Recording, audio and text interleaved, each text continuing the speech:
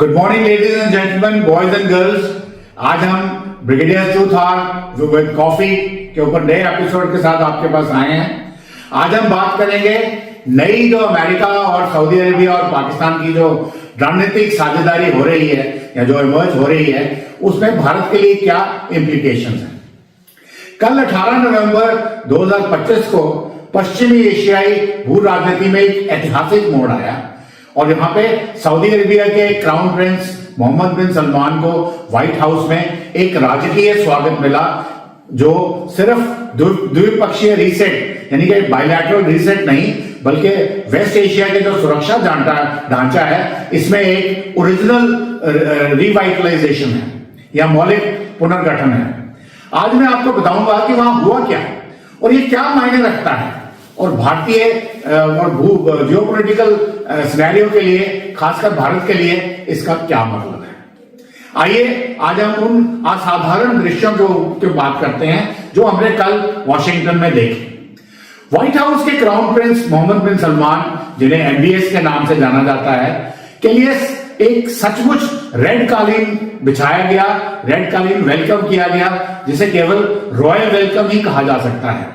वहां पे हमने देखा मार्चिंग बैंड्स, घोड़ों पर सवार झंडाधारी और F-35 और F-15 लड़ाकू विमानों की हवाई परेड, जो जिन्होंने सुबह 11 बजे सऊदी नेता एमबीएस का स्वागत किया।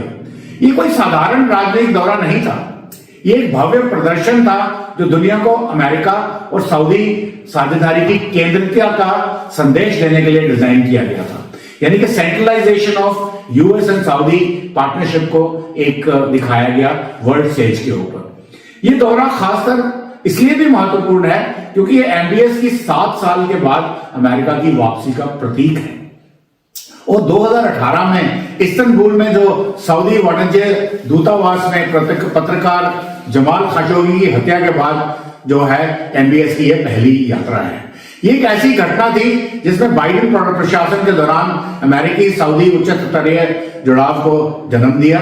और हालांकि राष्ट्रपति ट्रंप ने स्पष्ट किया था कि ये एक नेक्स्ट पेज है, यानी कि पन्ना पलट है, हम उस चीज को भूल रहे हैं। और जब खाशोगी के बारे में जो पत्रकारों द्वारा पूछा गया तो ट्रंप ने कहा ऐसी चीजें होती रहती हैं और उन्होंने बोला कि इन चीजों को ज्यादा तूल नहीं देना चाहिए और पत्रकारों को गुस्से में भी डांटा कि आप अपने मेहमान से शर्मनाक सवाल पूछ रहे हैं।